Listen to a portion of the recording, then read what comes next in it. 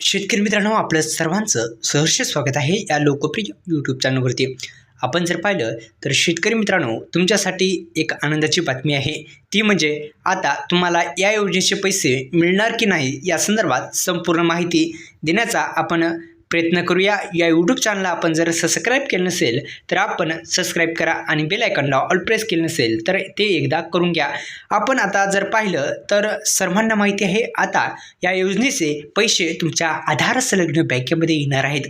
म्हणजे जेणेकरून आधार कार्डला जी बँक लिंक आहे त्यामध्ये तुमची ही रक्कम हीच पैसे तुम्हाला येणार आहेत.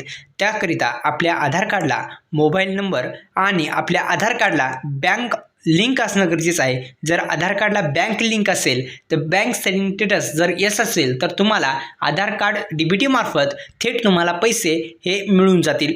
आपण आता सध्या जे आहे ते PMFBY म्हणजेच पीक विम्या संदर्भात बोलत आहात.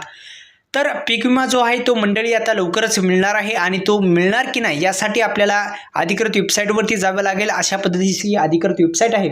आपण जर पाहिलं तर ही अधिकृत वेबसाईटमध्ये ॲप्लिकेशन स्टेटस असेल किंवा इन्शुरन्स प्रीमियर कॅल्क्युलेटर जे आहे ते तुम्ही द्वारे तुम्हाला किती रक्कम येणार या संदर्भात सुद्धा तुम्ही कॅल्क्युलेटर करू शकता. दुसरं म्हणजे आपण जर खाली स्क्रोल केलं तर महत्त्वाचे असे अपडेट्स इथं वेगवेगळ्या पद्धतीचे या वेबसाईटवर येत असतात. आपण जर पाहिलं तर मुख्यतः इन्शुरन्स प्रीमियर कॅल्क्युलेटरवर जर क्लिक केलं तर यामध्ये काय असणार आहे, तर आपलं जे इन्शुरन्स प्रीमियर कॅल्क्युलेटर याच्यावर पर्यायावर जर क्लिक केलं तर अशा पद्धतीने तुम्हाला या संपूर्ण माहिती भरावी लागेल. जसं की आपण उदाहरणार्थ पाहिलं तर खरीप का रब्बी, तर आपण खरीप असा हे करणार आहोत. तसंच आपण वर्षसुद्धा निवडायचं आहे, कोणत्या वर्षीचं आहे. अशा पद्धतीचं हे जे निवडून तुम्ही जर स्कीम कोणती आहे ही सुद्धा तुम्हाला निवडायची आहे. आणि आपण जर पाहिलं तर आपलं स्टेट कोणतं असणार आहे हे सुद्धा आपल्याला निवडायचं आहे.